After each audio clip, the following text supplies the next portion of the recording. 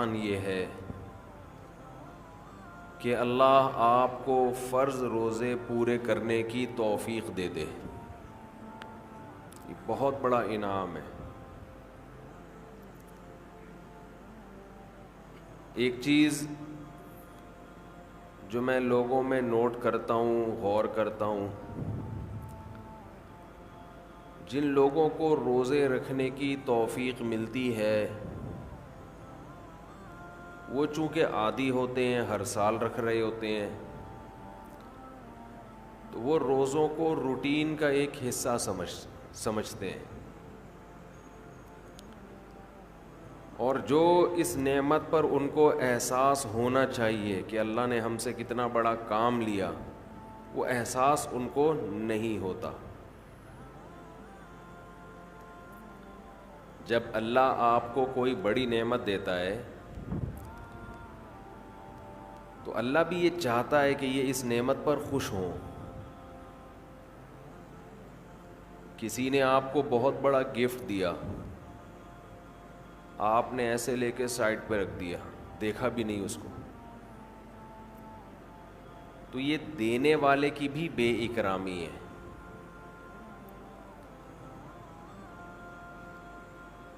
تو جیسے اللہ یہ چاہتے ہیں کہ لوگ گناہوں پہ خوف زدہ ہوں، گناہ کر کے ندامت ہو، جرم کا احساس ہو،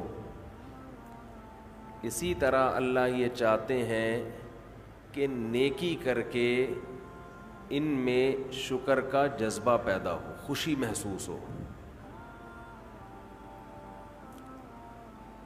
اگر کوئی شخص گناہ کرتا ہے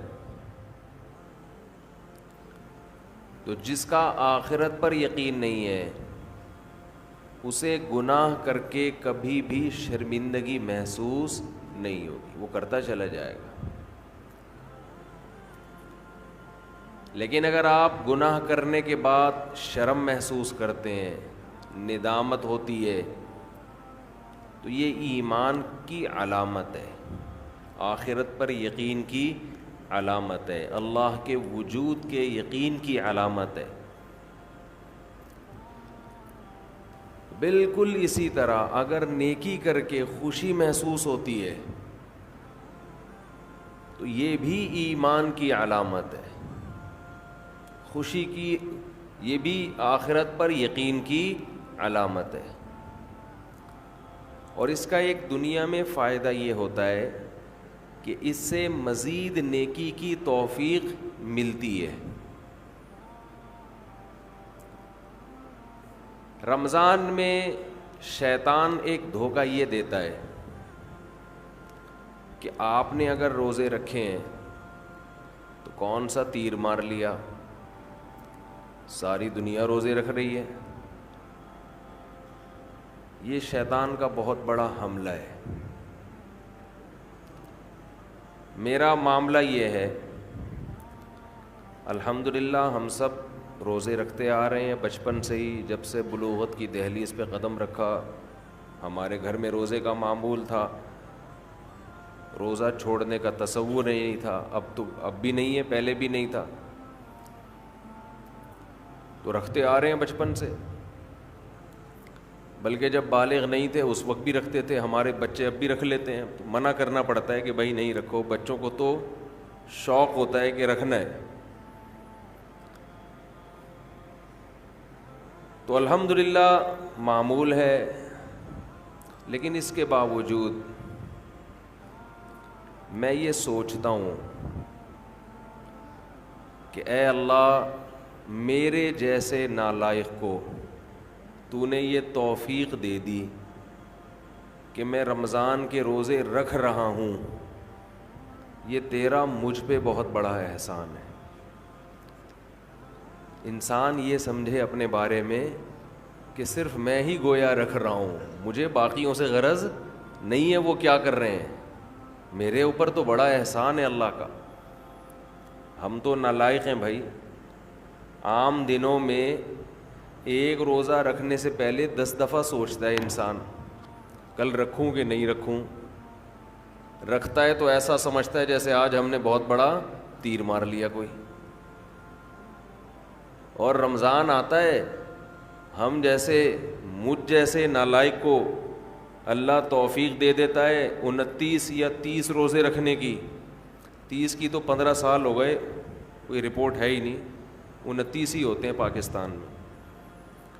29 روزے رکھنے کی اللہ ہم جیسے نالائقوں کو توفیق دے دے, تو بھائی میں تو اپنا معاملہ اللہ سے دیکھتا ہوں کہ مجھ سے تو نے اتنی بڑی نیکی کروا لی, مجھے کیا پتا بھائی قدیر بھائی کیا کر رہے ہیں, شاکر بھائی کیا کر رہے ہیں, رفیع بھائی ہیں, یہ تو روزہ رکھ کے پتہ ہی فرق ہی نہیں پڑتا ماشاءاللہ. روزے میں بھی ایسے ایسے گھوم رہے ہوں گے یوں یوں کر کے, آپ دیکھ لیں کبھی ان کو آ کے. روزہ رکھ کے نا عصر کے وقت سب مرجھائے ہوئے ہوتے ہیں. کراچی میں جیسی گرمی ابھی شروع ہو گئی ہے تو رفیع بھائی نہیں ماشاءاللہ مرجھائے ہوئے ہوتے ہیں. ان کو پتہ نہیں کچھ اللہ نے الگ سے کوئی انرجی دی ہے. رکھتے ہیں, آپ بدگمان نہ ہو. بعض دفعہ انسان اتنا فریش ہوتا ہے کہ لوگ سمجھتے ہیں کہ اس کا ہے ہی نہیں, یہ ہمیں یقین ہے کہ رکھتے ہیں. تو میں تو یہ دیکھتا ہوں کہ میرے جیسے نالائق کو اللہ نے توفیق دی تھی. میں تو اس پہ خوش ہوں بھائی, میں تو اس پہ خوش ہوں کہ ہم جیسے تیسے ہیں, جتنے مرضی نالائق ہوں. او بھائی ایک روزہ نہیں, 2 نہیں, 3 نہیں, 4 نہیں, 5 نہیں, 6 نہیں, 7 نہیں, 8 نہیں, اللہ نے کتنے روزے ہم سے رکھوا لی. تو ایک دل میں راحت محسوس ہوتی ہے, خوشی محسوس ہوتی ہے. ہاں تھوڑا سا یہ خوف بھی ہونا چاہیے, تھوڑا سا, کہ ایسا نہ ہو کہ ہماری کسی بدعملی سے اجر ضائع ہو جائے. یہ خوف بھی ضروری ہے, یہ خوف بھی, تاکہ اترائے نہیں انسان. لیکن اصل تو یہ ہے کہ یہ کیا ہے, نعمت ہے. ہمارے نبی صلی اللہ علیہ وسلم سے بھی ثابت ہے, ہمارے نبی اپنے آپ کو موٹیویٹ کرتے تھے روزہ رکھ کے, اپنے آپ کو موٹیویٹ کر رہے ہیں, اپنی حوصلہ افزائی کر رہے ہیں. کیسے حوصلہ افزائی؟ جب آپ صلی اللہ علیہ وسلم روزہ افطار کر لیتے, کیسے انسان کو خوشی محسوس ہوتی ہے نا. آج خوشی اس لیے نہیں ہو رہی کہ سحری میں 3 پراٹھے پھوڑے ہوئے ہوتے ہیں, پھینیاں کھجلے کھائے ہوئے ہوتے ہیں, بھوک ہی نہیں لگ رہی ہوتی.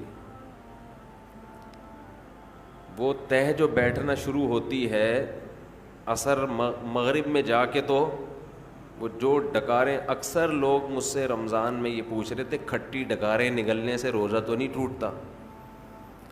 ایسا لگتا ہے ہر آدمی کھٹی ڈکاریں ہی نگل رہا ہے سارا دن بیٹھ کے, کیونکہ ہر آدمی یہ مسئلہ پوچھ رہا ہوتا ہے کھٹی ڈکاریں نگلنے سے روزہ تو نہیں ٹوٹتا.